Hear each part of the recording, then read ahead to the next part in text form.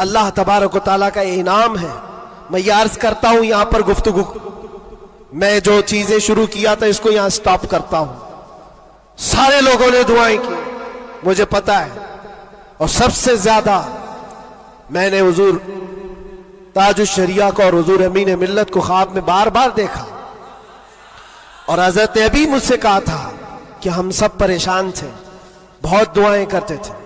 मेरे छूटने की दुआएं या मेरे आराम की दुआएं ये अलग मकाम रखती हैं, लेकिन जिस वक्त अंदर जा रहे थे मेरे बिरादर गिरामी भी मौजूद है, मैं एक दुआ अल्लाह करीम की बारगाह में ये करता था कि ऐ रब्बे जुल जलाल, तेरा बंदा है, तेरे नबी की बात कर कर अंदर आया, इतनी लाज रखना कि मेरे बाहर जाने के लिए कभी किसी कुत्ते की मदद लेने की नौबत ना आए।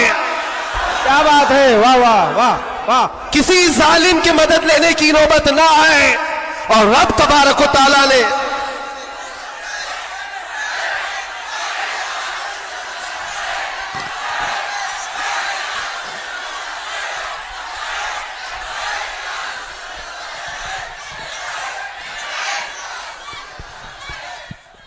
इस बात की वजाहत भी कर दूं, बहुत बड़ी जिम्मेदार शख्सियत मौजूद है, मेरे अल्फाज का मैं जिम्मेदार हूं जो कुछ कह रहा हूं, और लोगों को फिर ये लगता है ये इतना सब हो जाने के बाद फिर भी कुत्ता कहते हैं, ये कुत्ता कुत्ता इनकी जुबान पे क्यों आता है।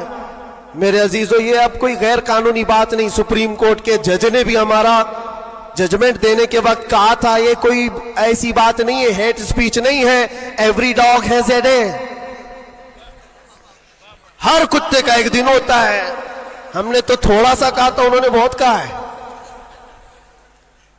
तो ये जो भी मैं कहूंगा अब सुप्रीम कोर्ट के एतबार से कहूंगा, और फिर मैं अभी तक तो कभी वो शेर को दोहराया भी नहीं, क्योंकि मैंने देखा है 5 साल के 6 साल के बच्चे सामने खड़े होकर के वही दोहरा रहे। वाह वाह वाह। बल्कि मैंने तो ये भी देखा, अंदर कैदियों को जब बहुत ज्यादा तकलीफ देता था कोई, तो कहता था वही बात। वाह वाह। आज वक्त है तुम्हारा, क्या बात है। हर जगह पर खाना सही नहीं मिल रहा है तो भी वो कैदी यही पुकार कर कहते थे आज वक्त है, आज वक्त है। मेरे अजीजों, जितना ही तुम दबाओगे उतना ही वो उभरेगा।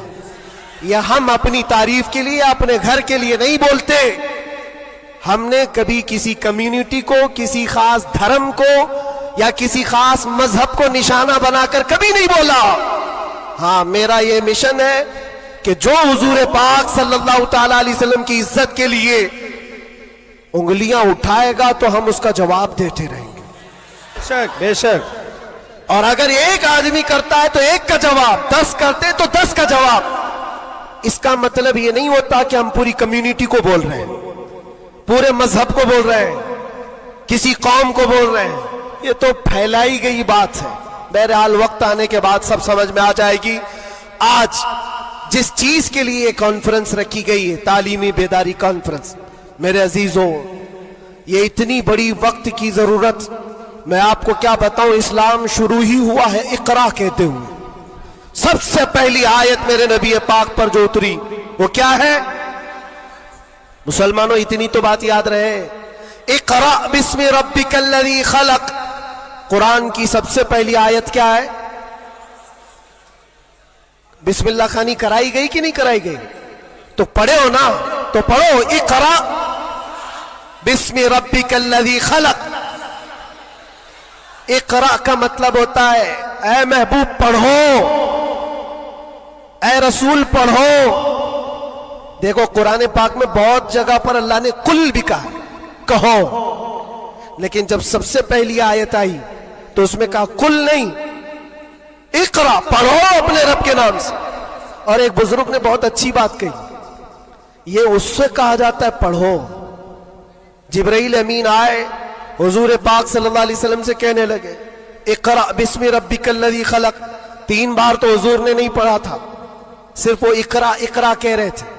चौथी बार जिब्राइल ने कहा इकरा बिस्मि रब्बिकल्लज़ी खलक, पढ़ो अपने उस रब के नाम से जिसने पैदा किया। नबी पाक ने पढ़ा और इकरा उसको कहा जाता है जो पहले से पढ़ा हुआ हो। वाह वाह। और नए आदमी को पढ़ाने के लिए कहेंगे कहो जैसे मैं कह रहा हूं, जैसे मैं कह रहा हूं ऐसे कहो। और भी एक बात जो हुजूर पाक सल्लल्लाहु ताला अलैहि वसल्लम के मुतालिक बहुत सारी बातें मुस्तशरिकीन ने जो फैलाई, वो उम्मी थे। उम्मी का माना कुछ ना हंजार लोग अनपढ़ करते हैं कि इनके रसूल अनपढ़ थे। अनपढ़ नहीं, उम्मी कहते हैं जो किसी से नहीं पढ़ा हुआ हो, बेशक उसका उस्ताद नहीं लेकिन वो सबका उस्ताद है। सुभान अल्लाह सुभान अल्लाह। अब एक बात तो मुझे बताओ, कुरान कहता है अर्रहमान अल्लमल कुरान खलकल इंसान, 3 आयतें। अर्रहमान रहमान अल्लाह रब्बुल इज्जत, अल्लमल कुरान उसने कुरान सिखाया। तीसरे नंबर पर है खलकल इंसान, उसने इंसान को बनाया। मुझे एक बात बताओ, रहमान दूसरे नंबर पर आए थे, उसने कुरान सिखाया।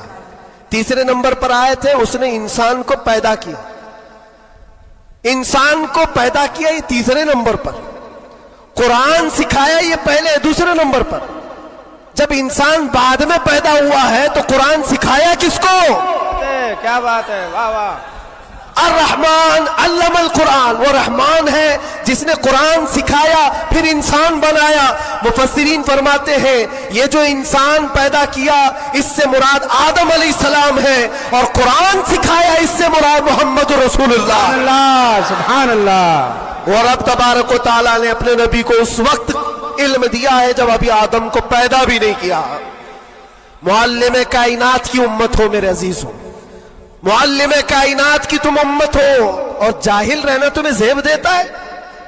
उस रसूल पाक की उम्मत हो जिसने पूरी कायनात को इल्म का इनकलाब दिया है, इल्म का इनकलाब। जब हुजूर पाक सल्लल्लाहु अलैहि वसल्लम मदीने तैयबा तशरीफ लाए थे, 6 लोगों को सिर्फ लिखना आता था, कलम पकड़ना कितने लोगों को आता था? 6 लोग। 10 साल का अरसा गुजरा हुजूर पाक सल्लल्लाहु अलैहि वसल्लम की वफात के वक्त 80,000 लोगों के हाथों में कलम था। सुभान अल्लाह सुभान अल्लाह। यह इनकलाब जिंदगी भर का कोई टीचर भी नहीं करता। वो रसूल पाक सल्लल्लाहु ताला अलैहि वसल्लम ने इल्म का अजीम इनकलाब पैदा किया था। और उस रसूल की उम्मत अगर जाहिल हो तो कैसे ज़ेब देता है?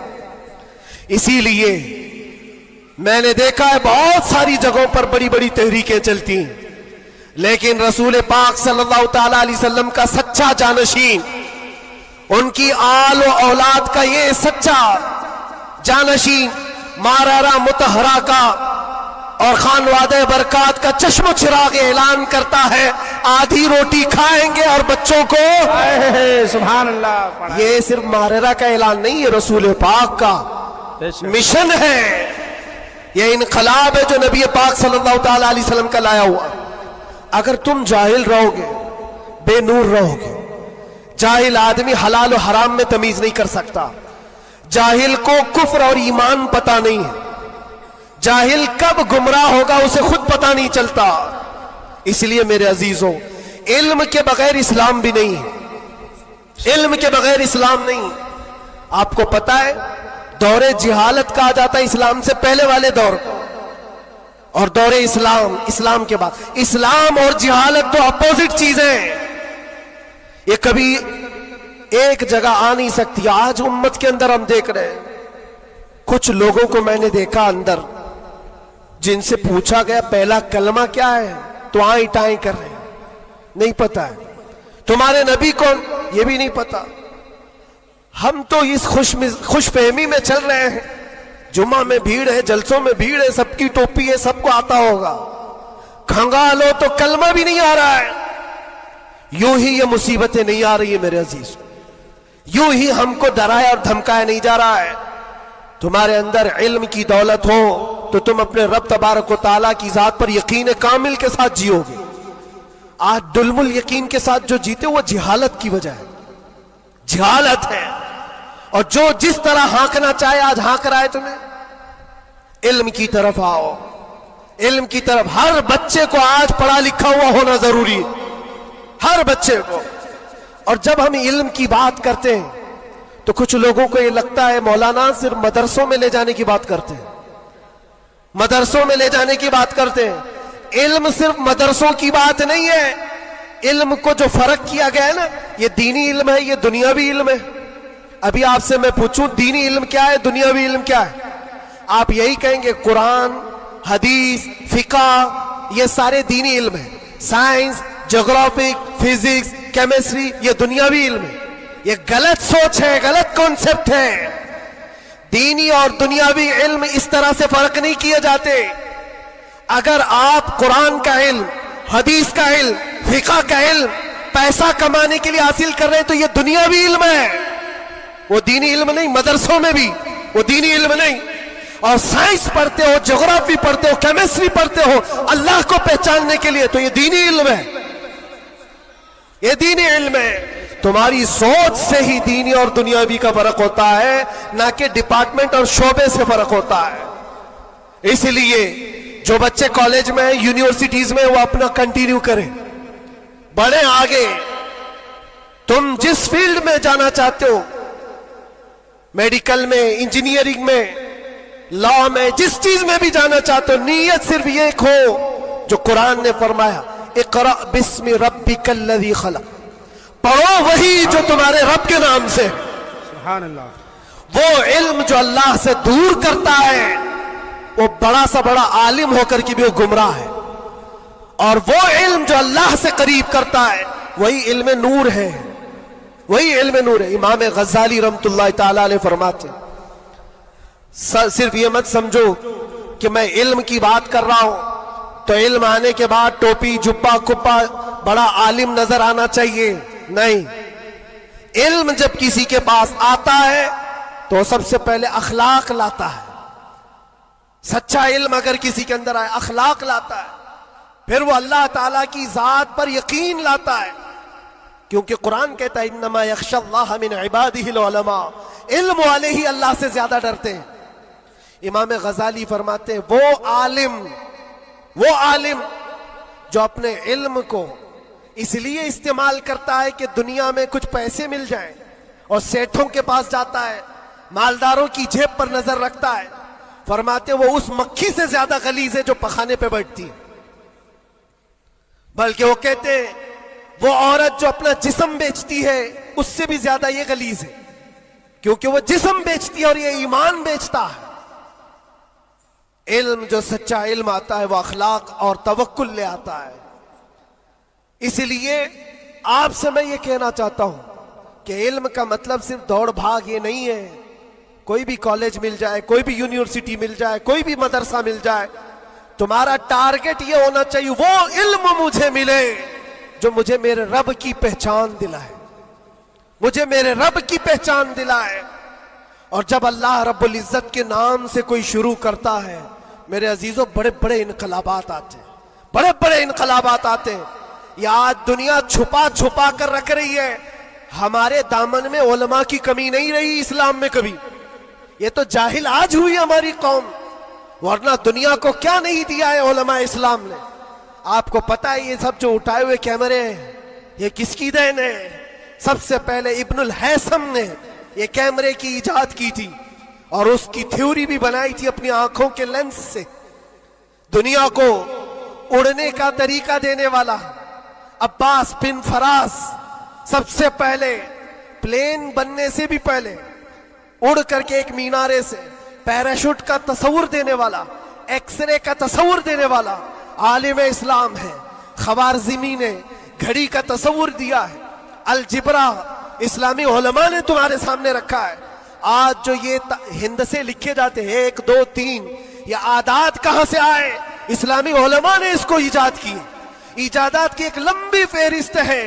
आज भी कैलिफोर्निया यूनिवर्सिटी के अंदर, अमेरिका के अंदर, तिब में, मेडिकल में और बच्चों की सर्जरी पर जो लिखी गई सबसे पहली किताब अबू अली सीना की है। अल कानून आज भी रखी हुई है। पूरी दुनिया को सर्जरी सिखाने वाले, पूरी दुनिया को मेडिकल लाइन में लाने वाले इस्लामी उलमा है। बच्चों के अमराज पर सबसे पहली लिखी जाने वाली किताब उलमा इस्लाम की है। कौन सा मैदान है जिसमें मेरे नबी के गुलामों ने बाजी नहीं मारी है, सब जगह है। बस बात आकर के यहां रुकती है जिसको इकबाल ने क्या सच्चे अल्फाज में कहा है, उनके जो हम गुलाम थे खल्क के पेशवा रहे। सुभान अल्लाह। खुलासा यही है, उनके जो हम गुलाम थे खल्क के पेशवा रहे, उनसे फिरे जहां फिरा फिराई कमी वकार ने। ये डोर जो कटी है तुम्हारी या धीमी हुई है, यहां से इज्जतों में कमी आई है। पढ़ना लिखना तुमने बंद कर दिया, ना इधर के है ना उधर के है। मेरे अजीजों, ना मदरसों का इल्म रह गया, ना स्कूल कॉलेज का इल्म रह गया। ये तो इस्लाम का तकाजा नहीं है, इस्लाम नहीं चाहता है। इसलिए आज की इस कॉन्फ्रेंस के जरिए से, ये तालीमी बेदारी कॉन्फ्रेंस है, मैं अवेयरनेस लाना चाहता हूं। और अब अगर कोई यहां बैठा हुआ ये अहद करके उठता है कि मुझे इल्म हासिल करना है, हमारी ये कॉन्फ्रेंस उसूल होगी। दिल में सोचते हो हासिल करना है, और इल्म की कोई उम्र नहीं होती। ये मत सोचना मेरी शादी हो गई, बच्चे हो गए, अब क्या पढ़ूंगा। अरे बूढ़े हो जाओ, दाढ़ी सफेद हो जाओ, तब भी तुम्हारे इल्म हासिल करने की उम्र नहीं जाएगी।